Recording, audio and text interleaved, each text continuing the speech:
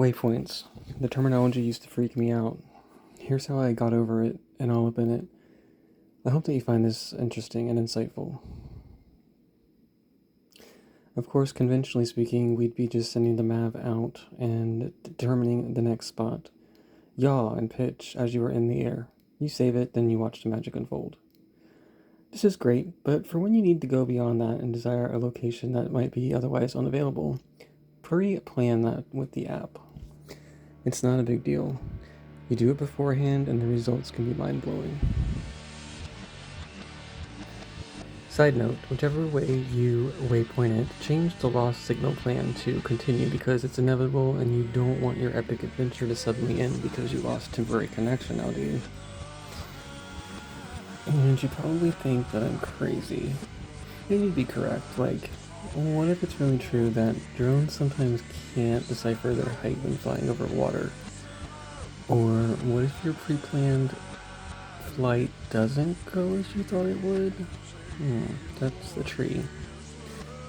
Oh, these are all valid thoughts, but it's okay. Your Mavic will sense these dangers, stop and return home. Anytime it senses a potential obstacle in its way, it turns around, and there is no way to change this setting unless you have the balls of steel and want to turn off obstacle avoidance, of which I suggest not to. Make some adjustments to the flight, send it back out. You can even do this on scene too, even if there were no malfunctions. Just save your flight plan and review the captured footage, go back into the flight plan and make some tweaks. Besides, second shots are better anyway, and you can still use the original footage to blend in for a cool transitional effect. All of these scenarios have happened. Your Mav is a flying computer, and that second go around after you fix your discrepancy will be better than the original, and everyone's happy. To get the most from your desired achievement, generally translate to being close to your subjects. Not that I promote being a risk taker, but as you go lower, the connection becomes weaker. That's just a fact. You will lose connection. And yes, it's extremely stressful, so obviously you want to stay as close as possible and keep your line of sight on all times on your equipment. Pro tip though, deliberately make a final waypoint set very high and preferably back in your direction so the connection will be restored well before the Mav completes its mission. Always expect to walk far when on long routes. You will never sit where you took off from and wait for the Mav to come home.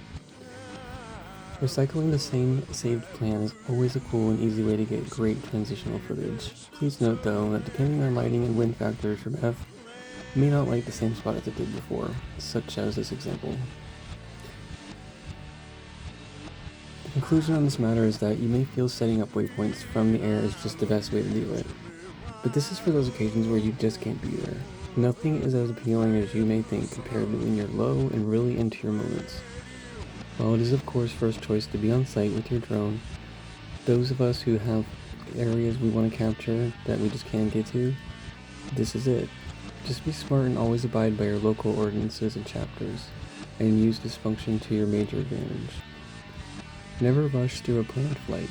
Always double check your parameters in the app, your height level at each waypoint, the drone's speed, and what the drone does during the flight are so crucial. Thanks for watching.